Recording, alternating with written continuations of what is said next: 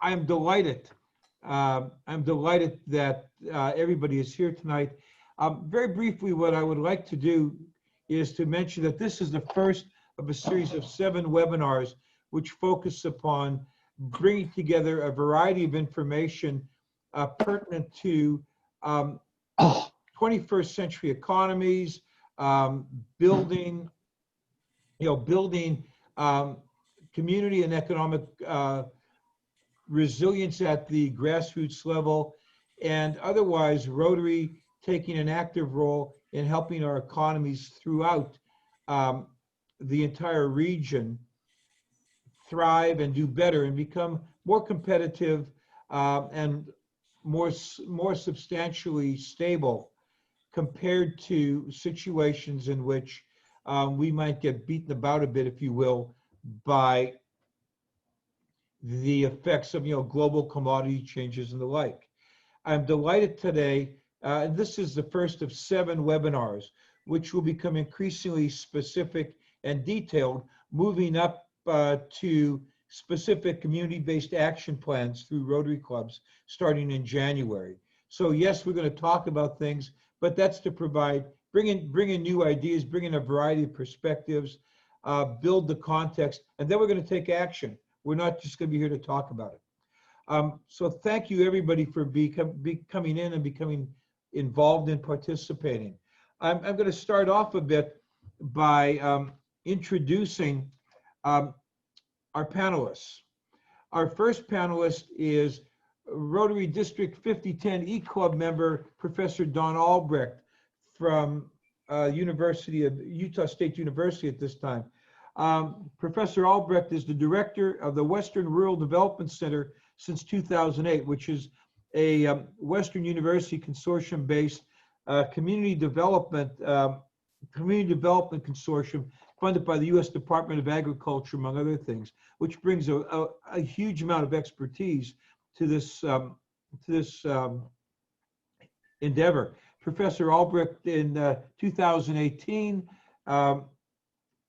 received Western Planner of the Year for the economic planning process, which he will be working with throughout this coming year and into DGE Cheryl's year next year, which is called the ASAP process, which is involved with identifying underperforming economic assets in every community and matching them with community preferences about a panoply of social, environmental, cultural, and economic preferences. Professor Albrecht has extensive experience from his 40 years of experience in this area with problems confronting the rural areas and in addressing these problems. He's worked with areas, for example, in Utah, which went from being a radioactive waste dump like Moab, Utah, to one of the hottest new economies in the U.S. West, in large part through the work he's done there.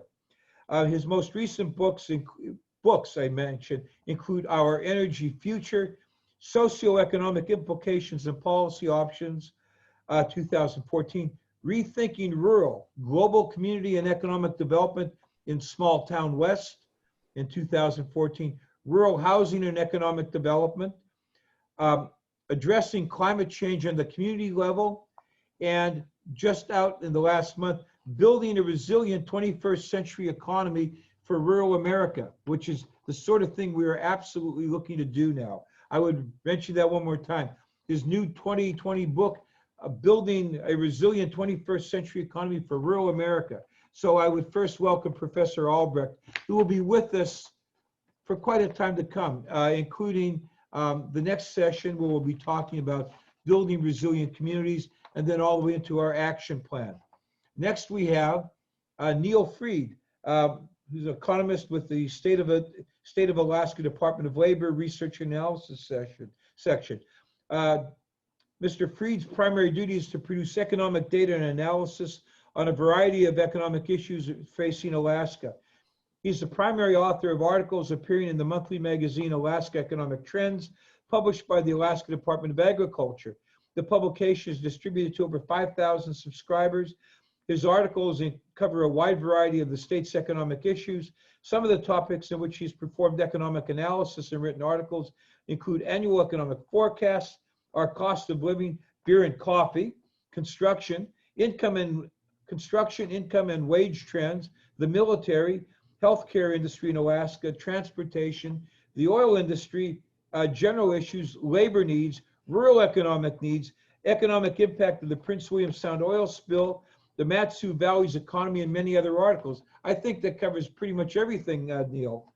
He served as the served on the governor's oil and gas task force, the Anchorage Economic Development Committee, the governor's technology task force, the Alaska Public Media Board, the King Career Center's Business Industries Advisory Council, and others. He's also has been on the Pacific Northwest Economic Conference Board, is currently on the UAA College of Business and Public Policy Advisory Board. He received the Governor's Denali Peak Performance Award and Alumnus of the Year 2019 for the University of Alaska Fairbanks, from which he received his bachelor's degree in 1978. Karina Wiebold is a senior economist with the Alaska Department of Labor and Workforce Development in Juneau, where her work is regularly featured in the Alaska Economic Trends magazine. Prior to joining the state of Alaska, she worked in housing and economic and community development in Colorado, in Boise, and in Boise, Idaho. Karina covered the state legislature as a reporter for NPR News and interned with the Idaho Department of Labor and Commerce. She was born and raised in Fairbanks with her 4 younger sisters. Karina enjoys the good life in Southeast Alaska, sailing, kayaking, hiking, running, and picking berries. So thank you, and I would welcome Professor Albrecht, Mr. Freed, and Ms. Wiebold to our panel. And with no further ado, I will move over and start sharing the screen with our slideshow. Bear with me for a moment, please.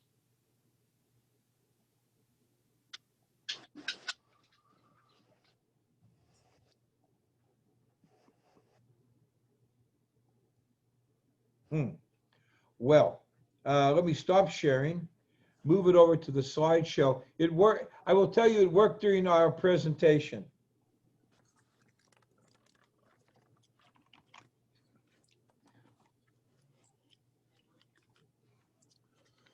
It just did work. Is it working now? Can you guys see the screen share? No, it popped up for a little bit, then went away. Okay. Try again, Joe. I will.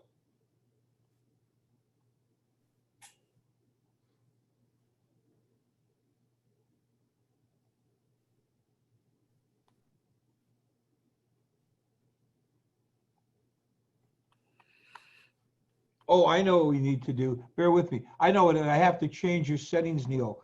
I have to take it out of presenter mode. That's what'll let us work it. No, it's not in presenter mode.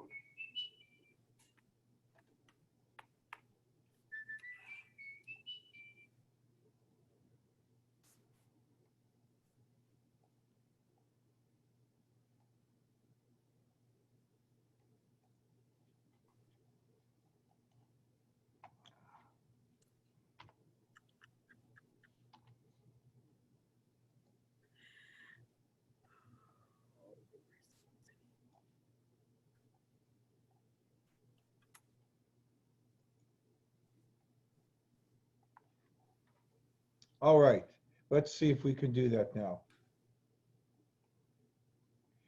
Yep, looks good. There we go. Good Sorry, work, Joe. guys. Great. Okay, I'm going to take it over from here. My name is Karina Wiebold, and as Joe said, I'm an economist with the State of Alaska Department of Labor, and I'm really happy to be here with you guys tonight.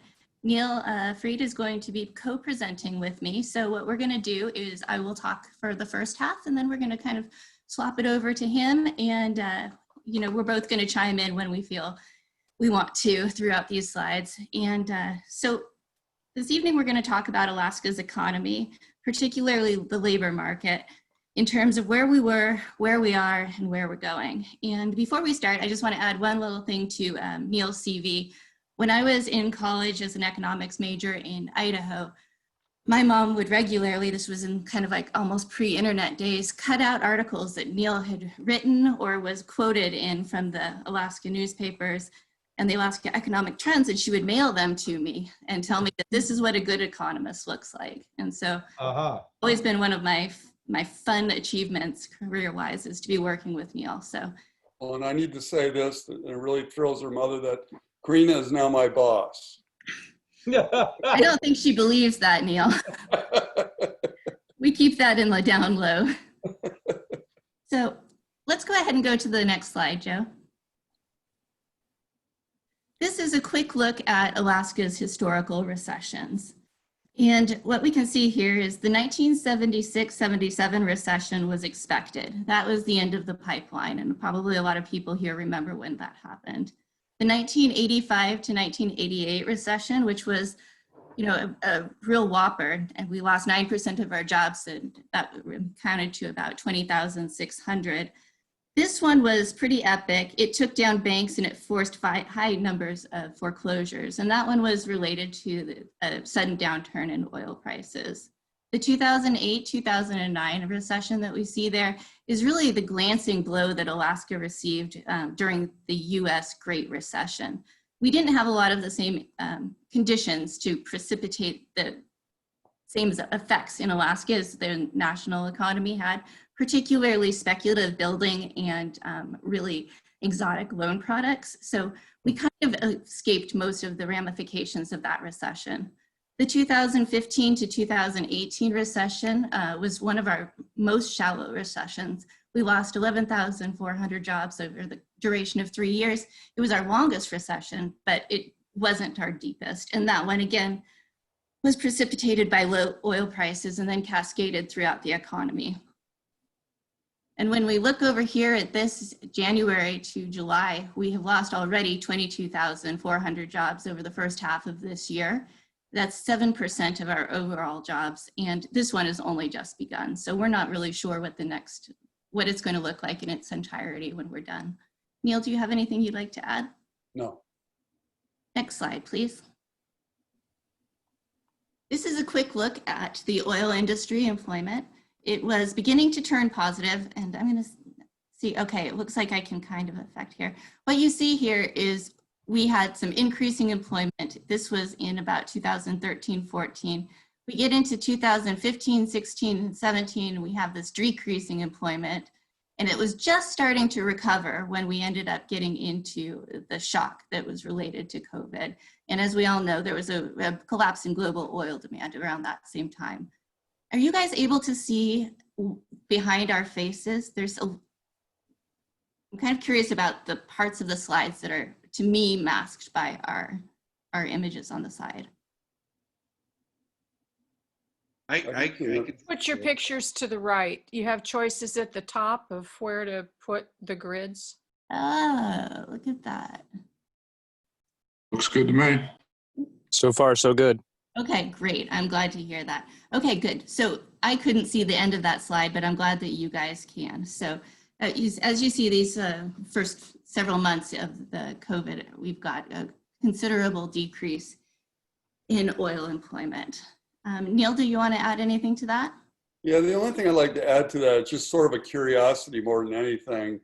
When you look at the 15 number, I think it was March of 2015, that was the all-time record for oil and gas employment in Alaska, and which is very strange since, you know, peak oil production was back in, I believe, 88 at 2 million barrels a day, and now we're at 500,000 barrels a day. And who would have thought that employment would peak in 2015? And that's despite all the change in technology. So it was just one of those big surprises that sort of humbled us, I think, because in most of our long-term projections, we all knew where oil was going to go, but we also thought employment would follow it, and it didn't. Mm-hmm. That's a really good point. And we're going to get to a slide later in the presentation that looks at production and employment, and we can see that they don't always track very well together. Joe, can we have the next slide, please?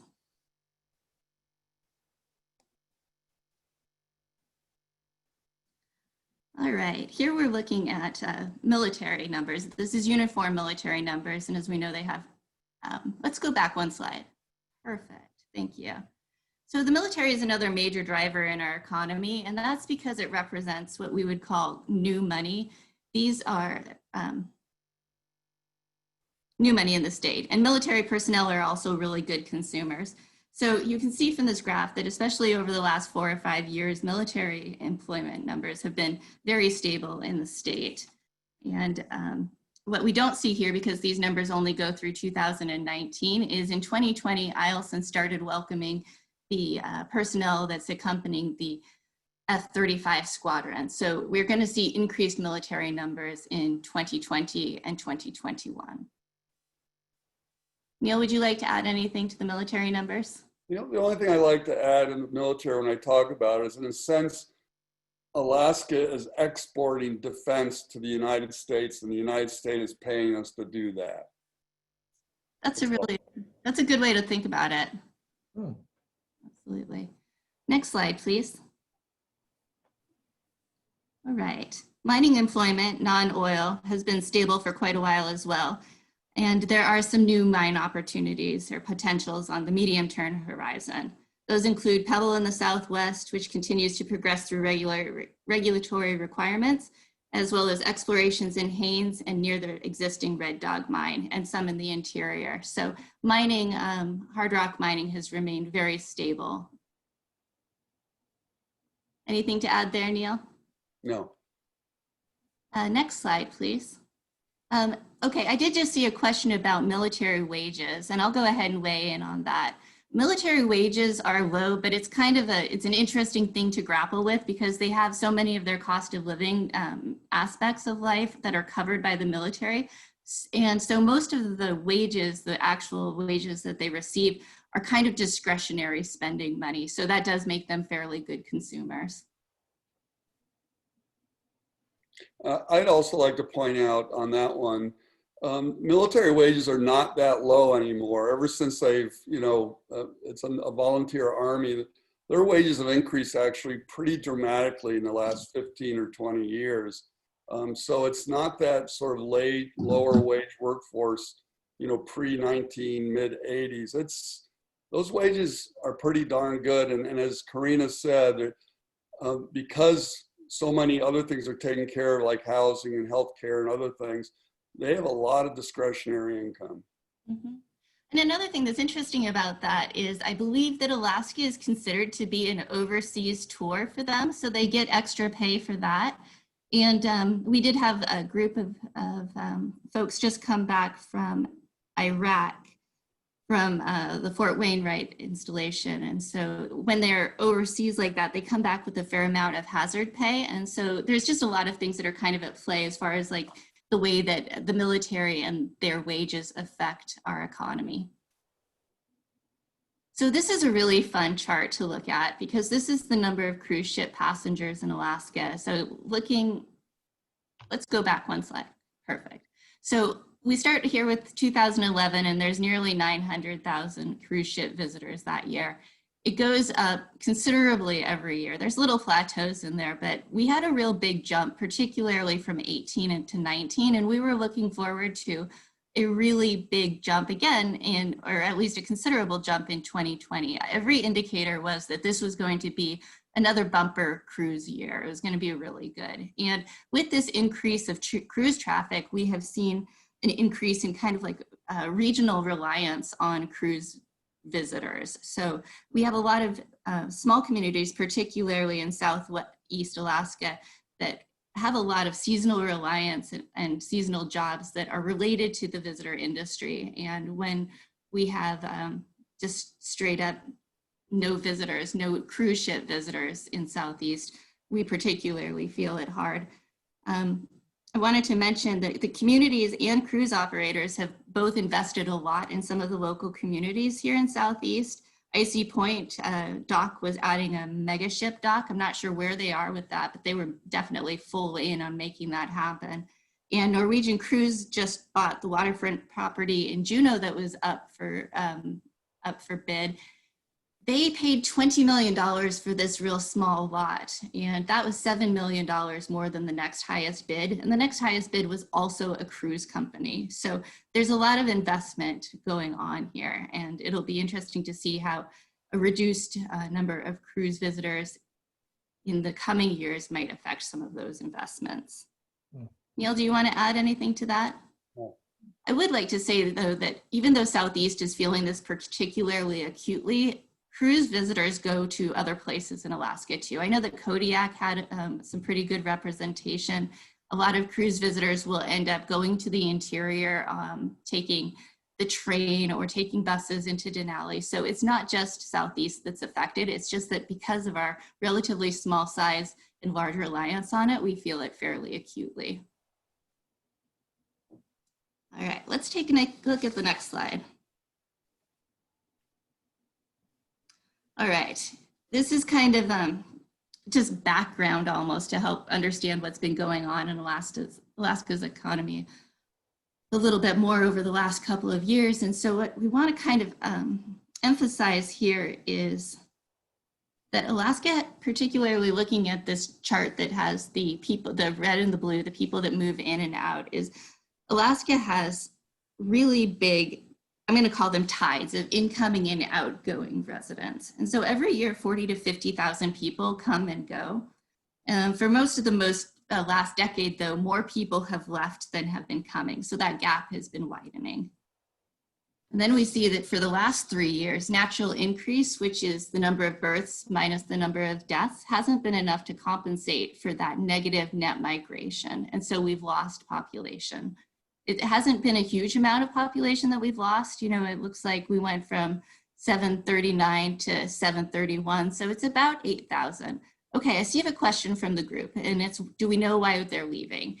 And yes, we do, in some ways. You know, Alaska's had a relatively weak economy for the last several years. We've been in a 3-year recession that we only started to come out of in 2019. And at the same time, the US economy was doing much better relatively. And so kind of like osmosis, when the economy is doing better down south, people have a reason to go there. If they can't find employment here, they can find it there. Are some of the baby boomers leaving? Alaska had a major baby boomer bubble, didn't it? And those, yes, we didn't just have a baby boomer bubble, we are having it and we will continue to have it. So it's really, that is the big deal. But what we're finding is older people used to leave Alaska more, and in the last while, they haven't been doing so as much. And I think that comes from a number of reasons, but Alaskans who are coming to retirement age now are fairly embedded in Alaska. They worked here, they have houses here, they have families here. And so when we're looking at like the 70s and 80s and maybe even early 90s, a lot of our population was a lot newer to the state and they didn't have those types of roots. So people would kind of come and go a little bit more. And especially if they were going to retire, they'd go somewhere cheaper, somewhere with better weather. And that's another good point, is as we move into some shifts with our climate, Alaska is looking relatively better than some other places. You know, we have some things going for us that we didn't before. And we also have an increased healthcare infrastructure. And I think that that has also contributed to why people are staying in Alaska when they get older. Neil, do you have anything to say about that?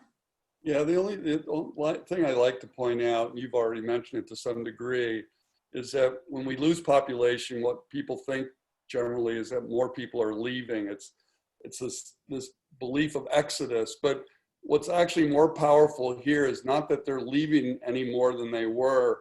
It's really fewer are coming to Alaska. It's having even a bigger impact because, like Karina said, the opportunities closer to home have been better closer to home, and the biggest reason people move is for opportunity. And if you have opportunity close to home, you're not going to leave and move somewhere else like Alaska. So I think it's important to realize that, and she sort of pointed that out, that it's both. It's not just people leaving, which is often what first comes to people's minds. Yeah, that's a really good point. And if you just kind of look big picture at that chart with the reds and the blues, you can see that there's been a much bigger decline in the red bars than there have in the blue bars, i.e. people coming. Joe, can we have the next slide, please? All right, so each year we at the Department of Labor forecast employment for the coming year. And so what we see here is that we gained jobs in 2019 after our 3-year recession. And the jobs that we gained at 0.5%, it's really not a lot of jobs. That's not robust growth. But as you can also see by looking back to 2013, 14, and 15, we went into the recession fairly weak too. There wasn't a lot of growth before, and we weren't coming out of it gangbusters. We anticipated in 2020 that we would have a positive but smaller increase to the number of jobs that we created in 2020. As we know, that's no longer the case. Some of the job gain that we saw in 2019, and part of the reasons that we thought that growth would be smaller, although positive in 2020, is that some of the things that happened in 2019 were singular events. One of them was the money that was invested by the federal military to get Eielson ready. They put a lot of money into that. And so that was an event that kind of comes and goes, or it came and it went, and they're not going to be investing like that with so much money so quickly. Another one is that last year, as we probably all remember, was a really big fire year. And so we had a lot of firefighters that were working, local government, state government, and federal government all contributed firefighters. And so 2020 hasn't been a big fire year. And while that's good for a lot of reasons, it does contribute to slightly lower growth. Or rather, it contributed to larger growth last year. So our 2020 forecast, a very small growth in a nutshell, is not going to be realized. We take great pride in being pretty good at these forecasts. I gotta say, didn't see this coming. Neil? No. Neil also didn't see it coming. We were all surprised, you know? All right, let's go ahead and see the next one. All right, so this chart is looking at 2015 to 2020, and each one of these little bars is the monthly, how do I say this? Hold on just a second. It's looking at monthly year-over-year job gains. So it would be January of 15 compared to January of 14 and moving forward like that. So what we see in 15 is we started losing jobs in September. We stayed shallowly negative in 16, kind of reached the depths of our recession. Like I said, it's fairly shallow. In 16 with little emerging peaks in 17 as well. 17 to 18, we were starting to very gently come out of it. And you can see that we were very slightly positive through 2019, late 18, early 19. So we were coming out of this recession, but as we saw in some of those earlier charts, we went in weak and we were coming out weak. So what we see, I'm gonna get to that question in a second when I have a chance to take a look and see what it was really saying. But what I wanna say here in 2020 is you can see that the effects of COVID took place really, really quickly. So bam, you know, it was an immediate shift. We really got hit, I believe, most hard in March. Some other states had a little trickle of it in February, but it was really March, April, May. Okay, I'm happy to see that question again if it pops up.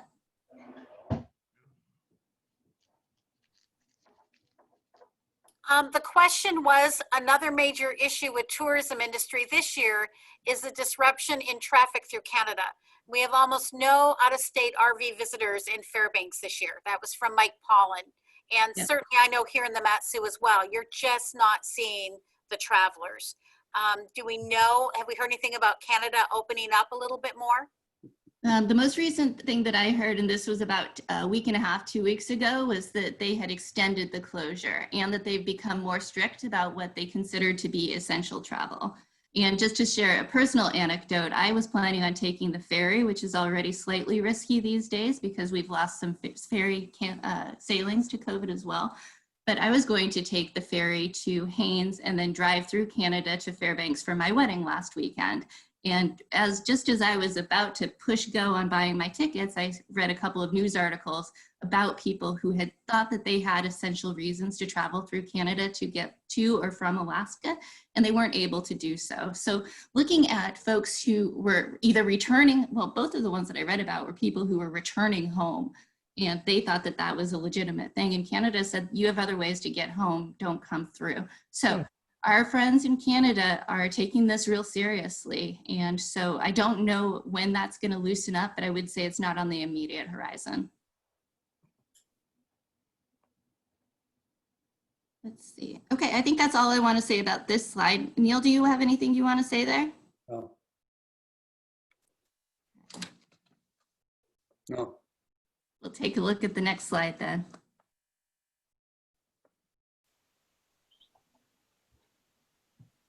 Okay, so far this year, we're looking at a 7-month period of 2020 and a 7-month period of 2019, and we have 22,400 fewer jobs in Alaska over that period. And when we look at the months that COVID has hit us, those numbers are going to be more dramatic. But right now, we're just looking at the first, mostly half of this year. So where are those losses? Those losses are predominantly in leisure and hospitality. They lost 8,300 jobs. We also have losses. I can't see what is underneath Neil. Neil, I'm going to move you. Oh, local government. Yes, local government has been hit really hard. School closures, of course, were a real quick effect of the COVID closures. And there's a lot of people that you don't necessarily think of as teachers.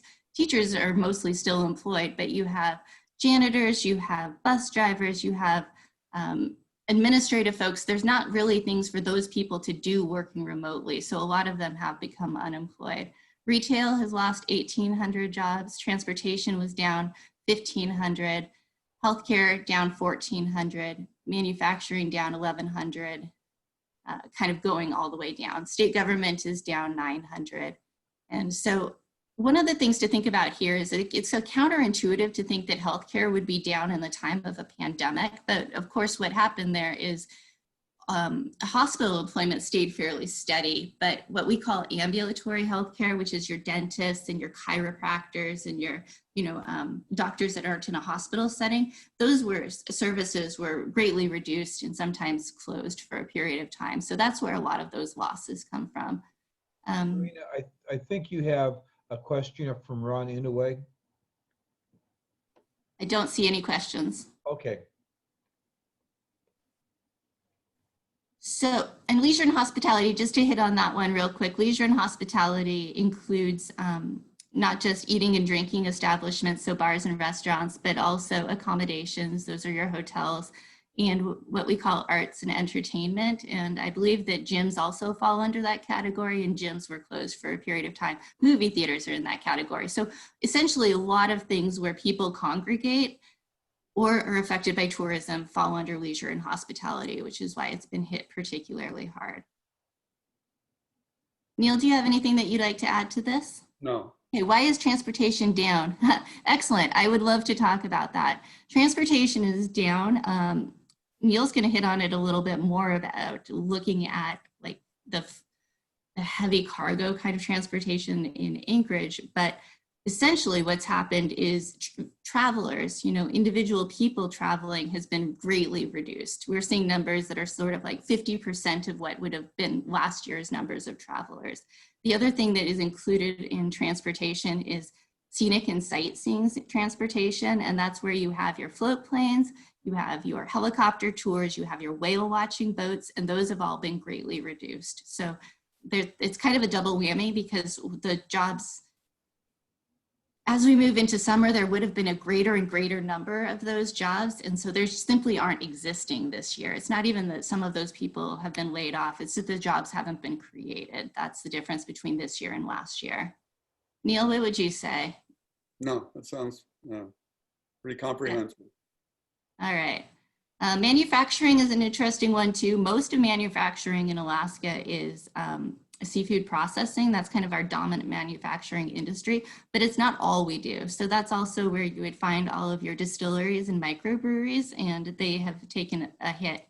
Not only have they had restrictions in being able to serve people in their places, but because bars and restaurants are closed, there's less demand for their products. So they're not producing, the thing that they're actually kind of like their core service, which is making the beer. They're not doing that as much because there isn't a demand for it. I haven't heard anything in Alaska about this, but in the lower 48, we read about instances where breweries, small breweries and brew pubs were just dumping the beer. You know, they couldn't hold on to it, they couldn't sell it, and apparently they couldn't drink it, so they just dumped it. All right, so people are asking about agriculture and fishing. Agriculture isn't a huge industry in Alaska, but fishing is. And fishing has been, you know, we don't collect numbers on fishermen, and we're not going to have that data kind of from the sources that we collect it from for another year. So what we know mostly is from paying attention. But fishing it's been an iffy year. You know, overall, I was looking at the salmon numbers, and there were some places that were doing pretty well, but there were a lot of places that weren't. And so there's some changes in where the salmon are showing up and when. And the numbers overall are down from last year. You know, so it doesn't matter what species you're looking at, they're basically all down between 10 and 15%. So, you know, it hasn't been a fabulous year for fishermen. You probably also have read that COVID has affected fishing vessels. And so there's been a number of, not just like regulatory issues that they've had to work through as far as like, how are they gonna keep their people safe and people safe from their people? But, you know, every once in a while there's an outbreak on the boats and they've had to deal with that too. So fishing it's been a little bit of a tough year for them, but it really hasn't been decimated like other sectors have. Neil, would you add anything to fishing? No. Okay. Well, I hope that answered it. You know, related to that is in manufacturing seafood processing, and we have seen some reductions in the employment in seafood processing as well. And that has to do with kind of weaker salmon runs, but it also has to do with the fact that a lot of our cannery workers, something like 78%, are non-resident workers. And so they're coming from out of state. And with COVID, coming from out of state is fraught with difficulty. So even though we continue to have a seafood processing industry, there are fewer people working in it. Somebody's asking, do these numbers include the H-1 visa employees? Yes, those would be included in the job numbers, but there has been a declining number of them in recent years. I would say that the H-1 visa program is not something that I'm extremely well versed in, but I do understand that there have been increasing restrictions over the last couple of years, and so we've had fewer of those workers.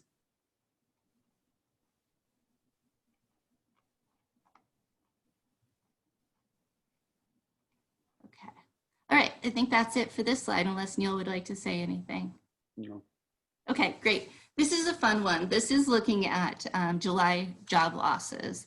So let's take a quick look. In July, you know, we were talking about being down 2,200 or 22,000 jobs over the first half of this year, but now we're just looking at July. July for us in Alaska is peak employment. We're a seasonal economy and we definitely go up in the summer. And so when we look at July, it's when usually things are going pretty gangbusters for us. This July, obviously it wasn't. So here in July, we were down 39,900 jobs, nearly 40,000 jobs. So what we're looking at in this pie chart is of those 40,000 jobs, yes, against last year. So what we're looking at with this pie chart is where were those 40,000 jobs lost? The bulk of them, 1 in 4, were lost in leisure and hospitality. And we talked a little bit about the reasons why.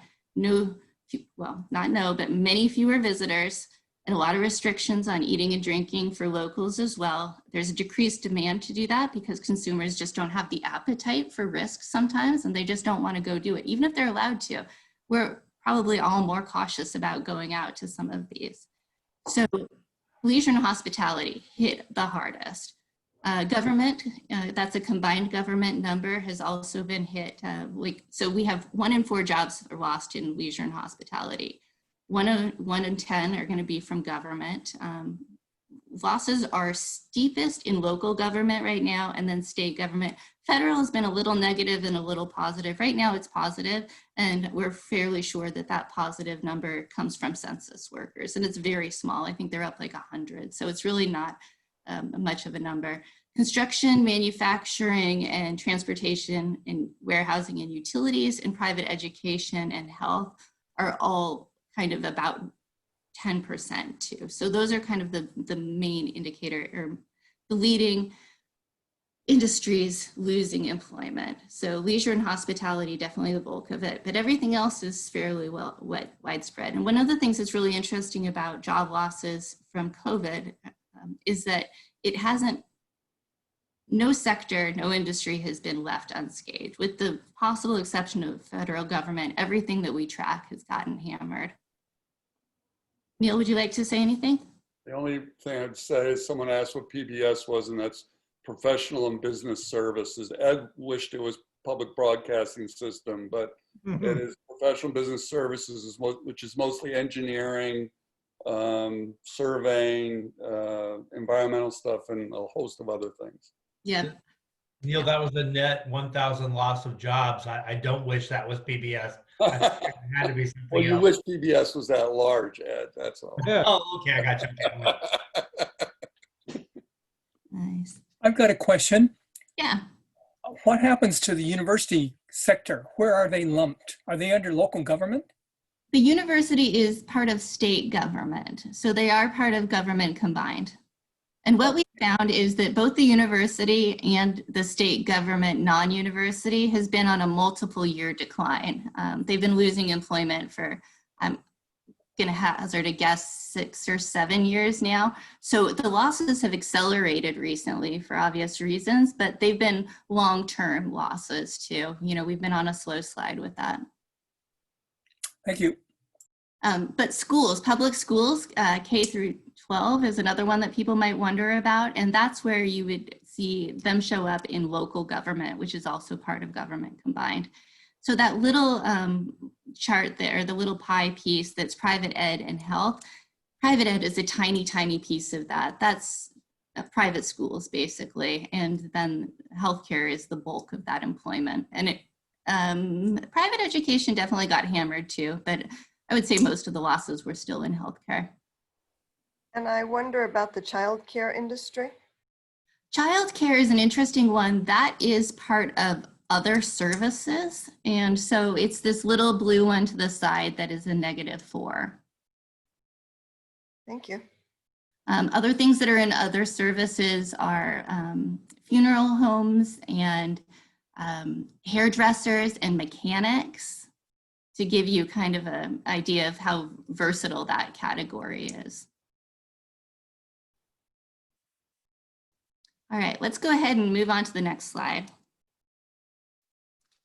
Okay, I'll probably ask Neil to help me out with this one too, but this is taking a look at regional employment and where we were in July compared to July of last year. So overall, Alaska is down 11% or almost 40,000 jobs. And as you can see from this, all of our regions have been affected, but they haven't all been affected equally. So Anchorage Mat-Su is down about 10%, 17,400 jobs. And I will ask Neil to weigh in on that. But one of the things that's interesting there is that Mat-Su is not really a drag on the Anchorage economy. Neil, what would you like to say about the Anchorage Mat-Su area? Well, I'm not, you know, it's very reflective of the statewide losses, the kind of losses.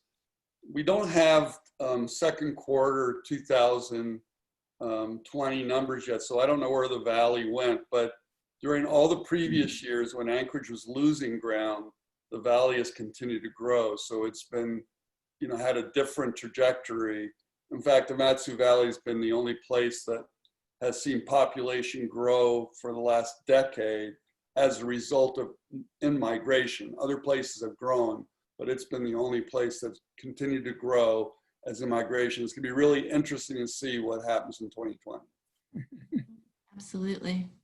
So the interior is down 9% or 4,200 jobs. And one of the things that's kind of buffered, I guess, the losses is in the interior is the arrival of the F-35s in Eielson. That's been a positive for them that occurred this year, although a little delayed because the Department of Defense did put a moratorium on troop movements for a while. But we've got the Eielson folks in there. That was a bonus for them.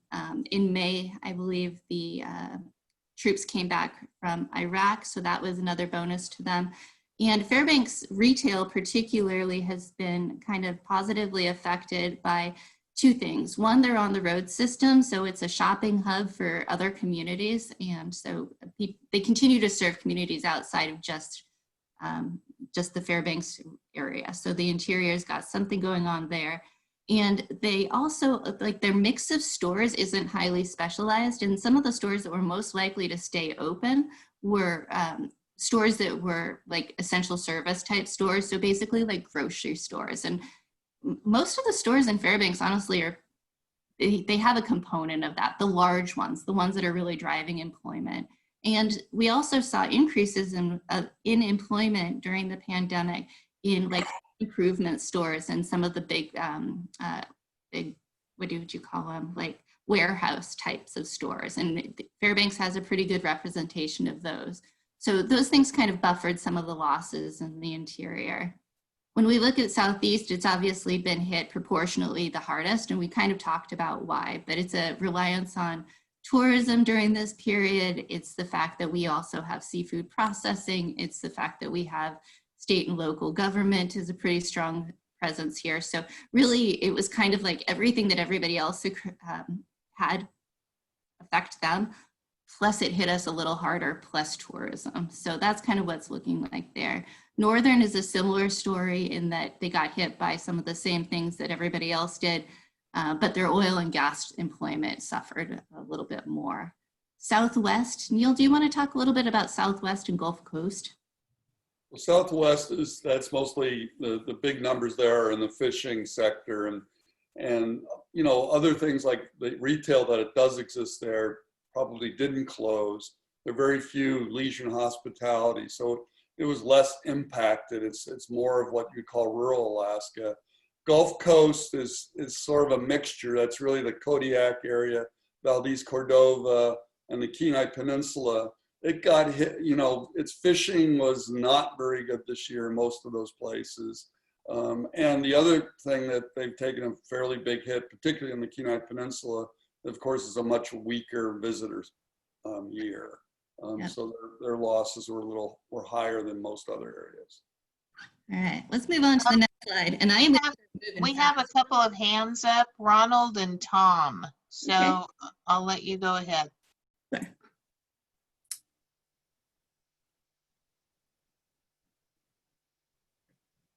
You know, I don't, if I can suggest something, I don't know how long we're going to go, but if we are going to get done somewhere close to 8 o'clock, and I don't know, we can go further. I don't have any problem with that.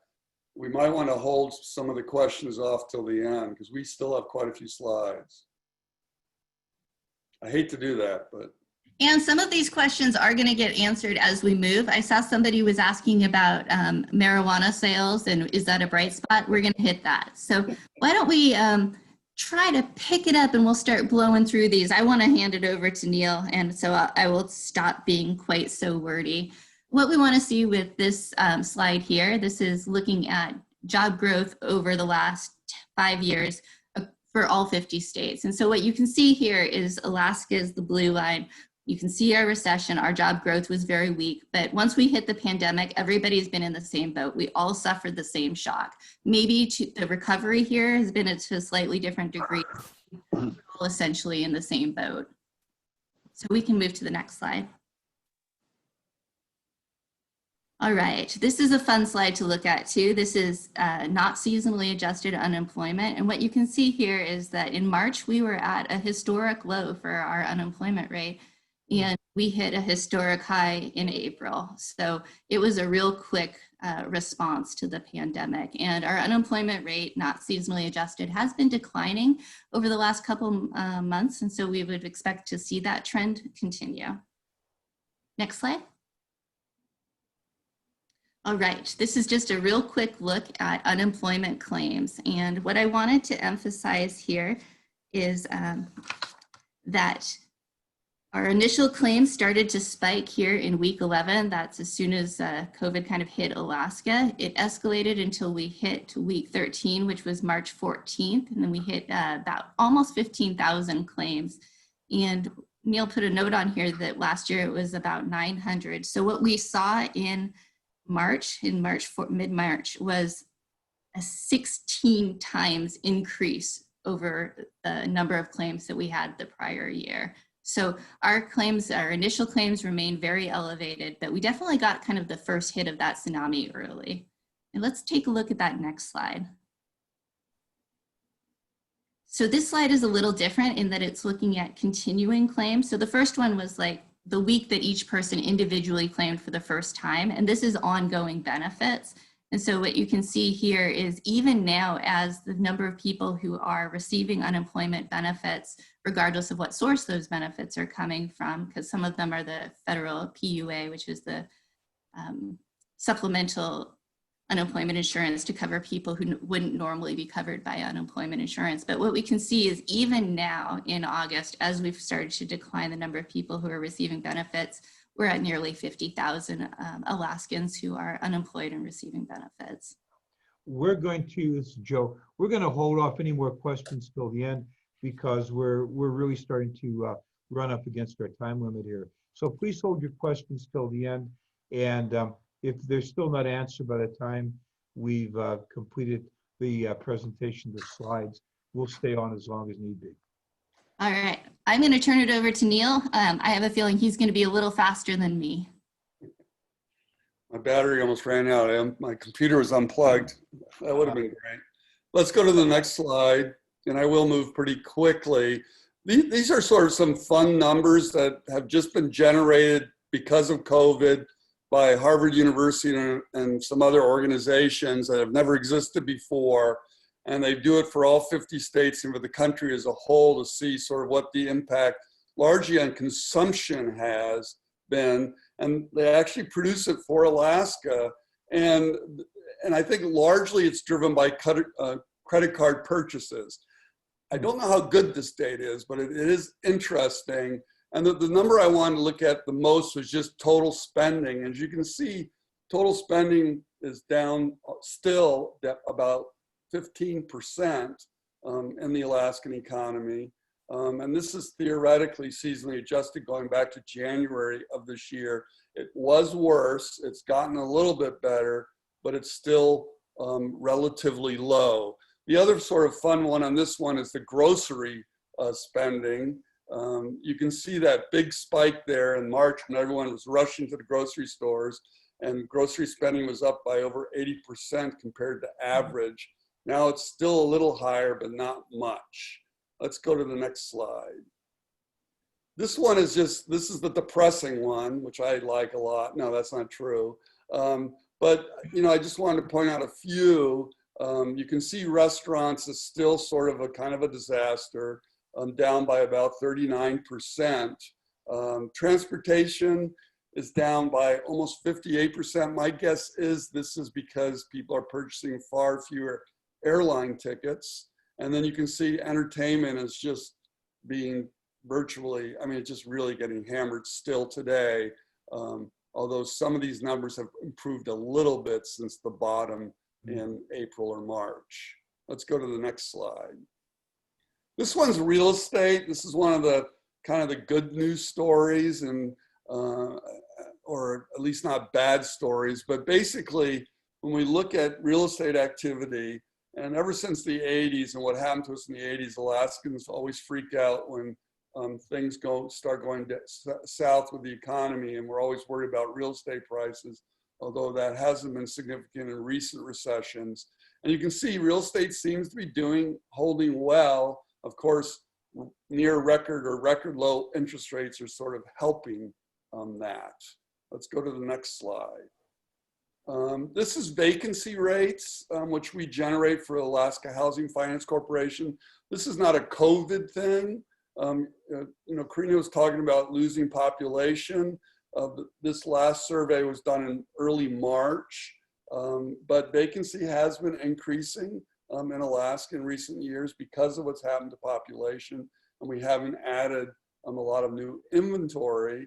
The silver lining in this story, however, is that housing in Alaska during the past 5 or 6 years has actually become more affordable relative to previous years, and way more affordable relative to the rest of the country, where housing costs have increased dramatically until very recently.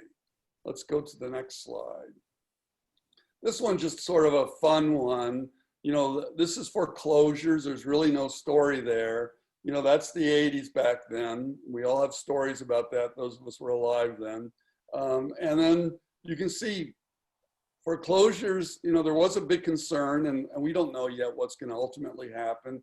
But for the first 2 quarters of this year, this last quarter, there's just nothing happening in that environment. There are a variety Neil, there are a variety of legal impediments to doing any foreclosures or evictions. And that's true too. That's So true. it's probably an artificial number. Sort of. Although we've had very low foreclosure rates for a very long time, way lower than the rest of the country. Let's go to the next slide. This one's just another fun one. It's just the drama of these low interest rates. You can see that last bar, the refinancing activity has just increased, you know, more than doubled here in Alaska. Again, sort of a reflection of what's happening in real estate. Are we building more new homes right now? That's hard to tell. It's a little early. It looks like in some places it's perked up some compared to a year ago, but it's still, a year ago was at a very low level. So if it has come up, it's not a whole lot. Let's move to the next slide. This one is quite important, and Karina's already talked about it to some extent. You know, Alaska has the most seasonal economy in the United States by a long shot. A lot of our activity happens during that 4 or 5 months during the summer. The most extreme seasonal industry, of course, is the visitor sector. And like Karina said, that, and this is kind of an extra hurt for Alaska, and that is, it happened at a really bad time. It basically largely wiped out our visitor season because of the timing of this. Let's go to the next slide. It sort of gives you an idea. It's not that we lost the jobs, it's just that we probably didn't gain very many of these jobs that we normally would during most courses of the year. You can see, you know, that sort of visitor related employment during the non-summer months is considerably different than it is during the peak months.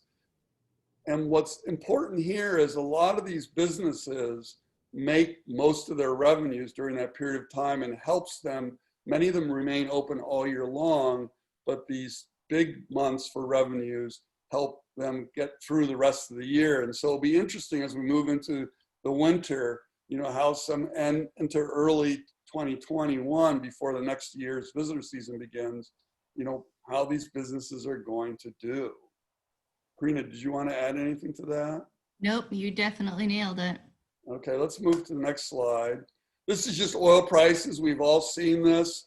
Our April Fool's joke of -$3. I never thought I'd be happy at 40. They're coming down again.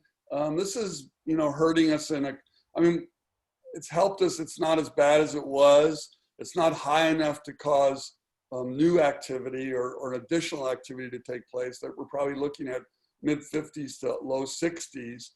And like Karina said, we were initially going to look at a really good season for oil and gas, but these kind of prices put an end to that.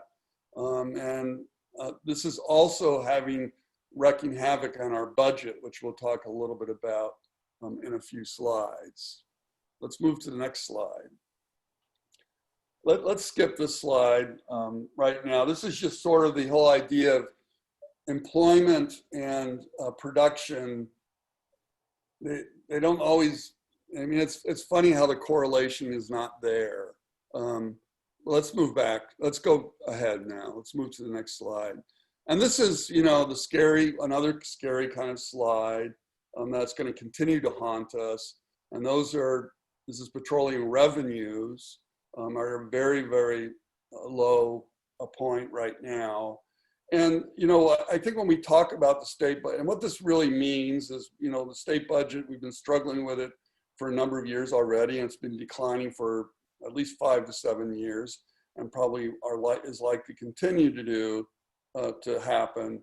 And this is real fundamental to the Alaskan economy, because unlike most other places, state government is a basic sector of the economy. And the only reason that's true is because our state government is funded by oil revenues, oil taxes, and now, to even a larger extent, more so than oil, interest off the permanent fund. That's all new money that flows into our economy. In Washington or Oregon or California, that's not the case. That's where you're shifting money around through taxation. This is one of those sectors that is no doubt going to continue to haunt our economy into the future. Let's move to the, Karina, did you want to say anything more about that? No, I think that was great. Here's these are just some of the numbers on passengers. These are TSA numbers. I didn't even know these existed. They're kind of fun, but very depressing. And you can just see that during the summer months, we were down by about 70%. And that was true in most of our major airports. Let's go to the next slide. This is one of the few positives for airport activity, and that is international cargo has been increasing. And that's a pretty significant employer, particularly in South Central Alaska. Let's move to the next slide, mostly through the Ted Stevens International Airport. And Fairbanks, the same story on passenger traffic. Let's go to the next slide. And Juneau, I mean, look at those numbers, the dramatic decline in the number of, I have not been at an airport since COVID. Many of you probably have and have noticed this, but yeah, this is a big drama. And of course, that's why we've seen that big loss in transportation spending. The industry has been hit hard. Let's go to the next slide. This one's the marijuana slide, which is it's very interesting. Every year I get a call when the PFD comes out, and reporters always ask me, well, where do you think people spend their money? And I have absolutely no idea. I don't know why they keep asking me that question. But I can say now that it always does follow, the PFD is followed by new record marijuana sales. And you can see COVID has also, obviously, this essential business apparently, COVID has had a big positive impact on marijuana sales. I mean, marijuana sales are, June of this year, are significantly higher than they were of June of a year ago. So it's kind of interesting. Let's move to the next slide. I think Karina wants to talk about this. I can talk about it just real fast. The Raincoast Data does a Southeast business climate survey. And so I just pulled these two charts looking at what people thought was going to happen, like how they felt about things in 2019 versus how they think about it in 2020. And really what you can do just to kind of squint your eyes at this is see how much bigger the much worse and worse categories are. The jobs outlook is much worse. Everybody is feeling a lot less optimistic about their business outlooks. She's got a whole report that's pretty fascinating, but really what we see here is that in Southeast, businesses are considerably less optimistic about their chances of thriving and surviving. Next slide.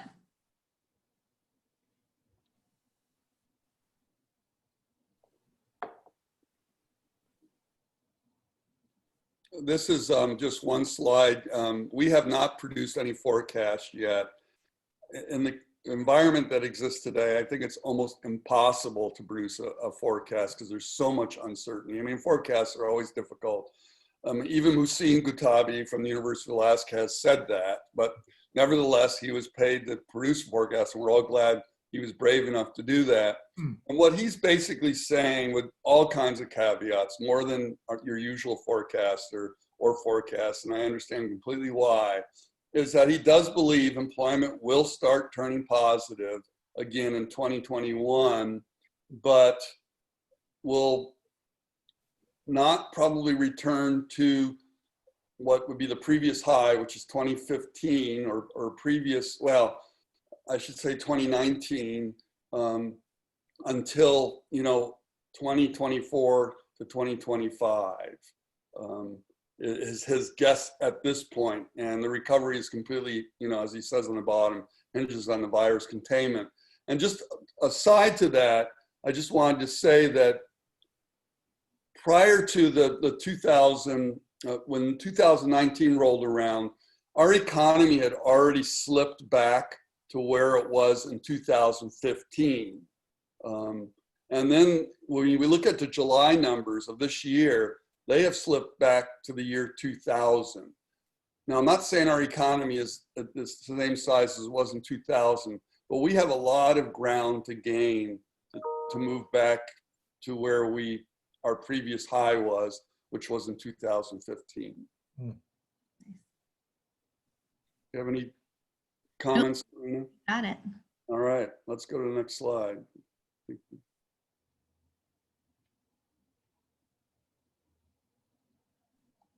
So Neil, do you want me to talk about this one? Yes.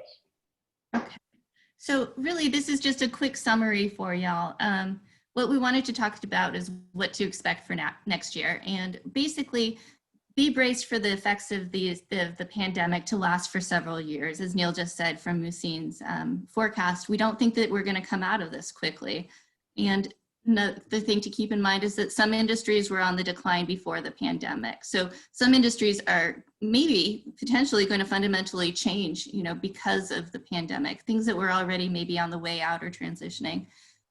Industries related to tourism are going to have a really hard go of it because they have to weather a winter without any income and then brace for a summer that might not be near what they have been working with in the past. So it's going to be a hard year for tourism. Oil industry, it depends on global demand, and that's fallen a lot. And it's really, we'll see how that recovers, but that's going to affect our oil industry. And as we kind of hit on a couple of times, state finances are in pretty rough shape with declining oil revenues and rapidly diminishing savings. And so, as Neil mentioned, state government in Alaska is essentially a basic sector. And so that does make a big difference to us if the state finances, are troubled. And everybody talks about it a lot these days, but consumers and businesses don't like uncertainty. And right now there's a lot of it. So that's going to be driving some behavior outside of, some of the other components of how the pandemic is playing out. So the big takeaway for this is that it's going to be a rough couple of years. Next year is a big question mark, and it'll take us a while to get back to where we were. You want to add anything to that, Neil? No. All right. Well, thank you, Neil, for moving faster than me. I apologize, everybody, that I'm so wordy. Let's go ahead and turn it back over to Joe. Well, let me move some of the stuff up here. I think we can open up to questions at this time, and I'm going to stop the screen share and do that. Okay. And what I'm going to do, with your permission, guys, is I will be moving around. I'll be sending the PowerPoint reduced to a PDF, which I'll lock down. I'm going to be sending it to our district members generally. So hopefully that will get the word out a little bit better. The slides are very excellent. They're very nice and self-explanatory. And I would like to thank you for your work and help with all of that. At this point, let's see if we have any questions. Cheryl, were you able to look at whether there are any questions remaining? Hold on just a second.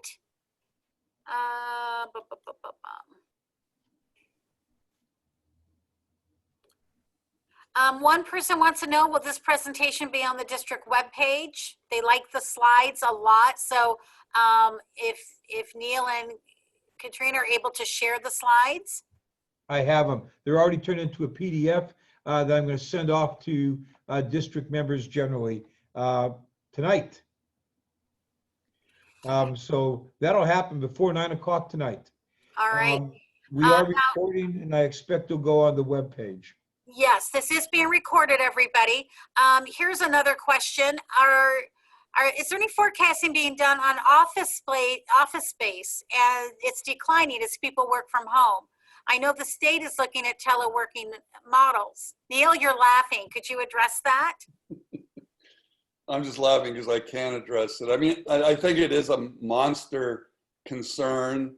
I actually got a call this afternoon from a group that has financed a lot of office space, and they're very worried. So, and that's a national concern, and it's going to be really interesting. Unlike residential real estate that's doing pretty well, I think there are a lot of folks in the commercial side of things that are at least pretty worried right now and waiting to see what happens.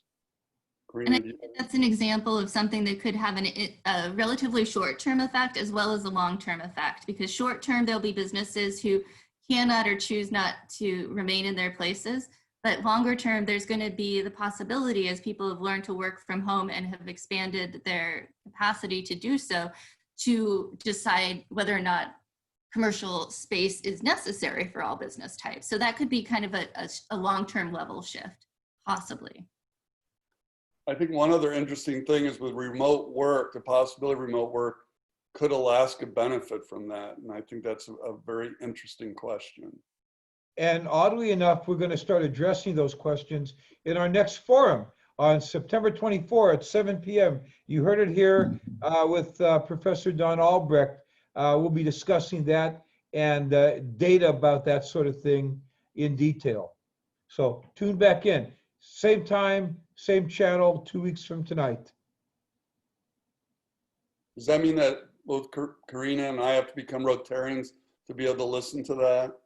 No, but well, wait a moment. Maybe we can work something out like that, Neil. You know, Neil, we'll share the link, and we're going to make you an honorary member of Susitna Rotary, and that'll take care of it, okay? And there are 4 great Rotary clubs down in Juneau, Karina. I do have one question here before we wrap up, guys. I think it's kind of important. It's from Will Files. If ballot measure 1 passes, will oil companies start leaving the state? Do you have any perspective on that? I think it's kind of relevant. I don't. Neil? No, that's a political question. We stay away from those things. I know it is. It's just okay. So Will, I'm sorry. You're just going to have to figure that out. And then let us know. Or take us out to lunch or dinner or something.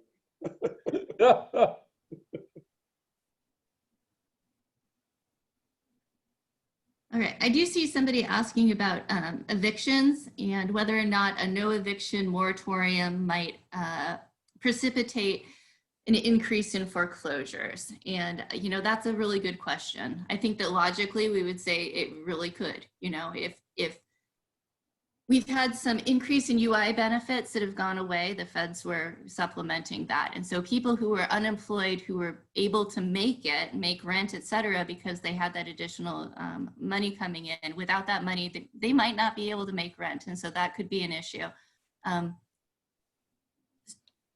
Same thing with homeowners, so I would say yes, but when and how that pans out depends a lot on what happens, because right now, immediately, things have been pretty stable because of the supplemental money that's been coming into unemployed folks. And with that being essentially, I'm not going to say decimated, but cut considerably in the last month, it will put real pressure on households to make rent, and that will definitely trickle up to landlords and banks. Karina, this is Joe. I'm going to throw a partial thought out. And granted, my constitutional law is fairly rusty. It's not something used day in and day out in Soldotna. But one of the primary aspects of the Constitution is that government is prohibited from, quote, impairing contracts. And sooner or later, somebody's going to challenge, I would expect somebody's going to challenge moratoriums on foreclosures and evictions under that very old and fundamental constitutional aspect. And I don't know how it would go. I'm too rusty in that area of the law, but it would not surprise me to see it ultimately challenged and very possibly stricken down as in violation of basic Bill of Rights stuff, impairing contracts. If I understand correctly, and I'm not sure that I do, I thought that the moratoriums on evictions had to do with only landlords who were receiving benefits through federal housing programs. And so that is not everyone. No, can't answer that, but federal housing programs are a big chunk, although less so in Alaska with Alaska housing. I just don't know how that one's going to play out.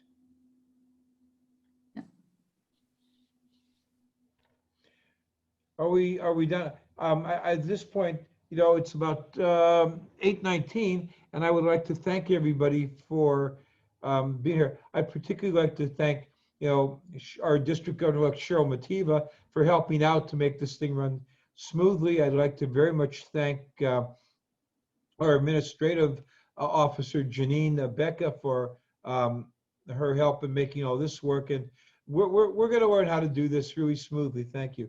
And then, of course, to our presenting panel, Professor Albrecht, Neil Fried, Karina Wiebold, thank you very, very much. It's greatly appreciated.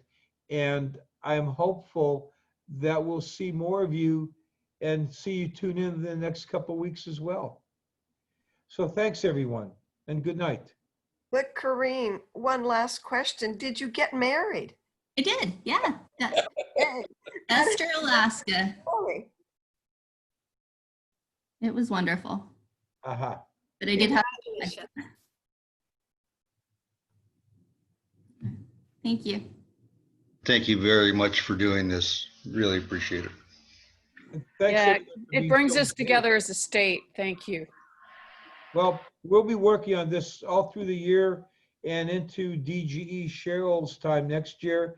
We hope we can work together. And thank you very much, everyone. Thank you, everybody. Have a good evening. Thank you. So long.